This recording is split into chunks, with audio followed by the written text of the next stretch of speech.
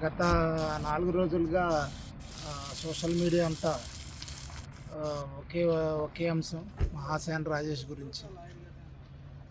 మహాసేన రాజేష్ హిందూ సంఘాలకి మీద ఏదో మాట్లాడాడని, ఉన్నత వర్గాల మీద ఏదో మాట్లాడాడని, అతనికి ఇచ్చిన సీటు ఇవ్వకూడదని, సీటు పోటీ చేస్తే తెలుగుదేశం మీద కూడా మేము చూస్తామని ఏదో కొన్ని సంఘాలు అన్నట్టుగా మన వీడియోలు చూడటం జరిగింది. ఆ సంఘాలన్నిటికీ అదొకటే ప్రశ్న. మహాసేన రాజేష్ ఒక దళితుడు, సామాన్యుడు, చదువుకున్నవాడు.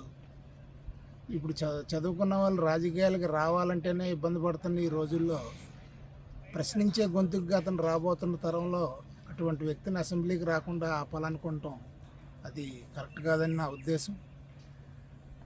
ఈ హిందూ సంఘాలందరికీ నాది ఒకటే ప్రశ్న. నేను హిందూగా ఆంజనేయ స్వామి చెయ్యి రెగ్గొట్టినప్పుడు ఒక మంత్రి కామెంట్ చేసినప్పుడు ఏమయ్యారు? రామతీర్థంలో శ్రీరాముడి యొక్క విగ్రహం తల నరికితే అప్పుడేమయ్యారు? ఈ కనకదుర్గ అమ్మవారి టెంపుల్లో విగ్రహాలు పోయినప్పుడు ఏమయ్యారు? ఆ మంత్రి ఎంత అనుచితంగా మాట్లాడాడు. అవన్నీ హిందూ ధర్మ సంఘాల పట్టవ. ఈ రథాలు తగలబెట్టినప్పుడు ఏమయ్యారు? ఈ ఎన్నాటికి అతను క్వశ్చన్ చేసి అతను చాలా గట్టిగా మాట్లాడటం జరిగింది కదా.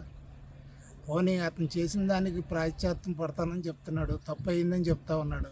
హిందూ ధర్మంలో పశ్చాత్తాపం కంటే గొప్పదే ఉంది. సో అటువంటి వ్యక్తుల్ని ఇష్యూస్ మీద పోరాడే వ్యక్తుల్ని ఆపాలనుకోవడం తప్పది. మహాసేన రాజేష్, నీ యొక్క ఎయిమ్ గొప్పదే. ఖచ్చితంగా నువ్వు నీ యొక్క డెసిషన్ బ్యాక్ తీసుకో.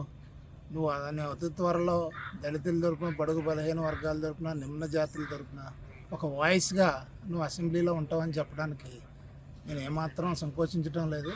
All the best Mahasena Rajesh.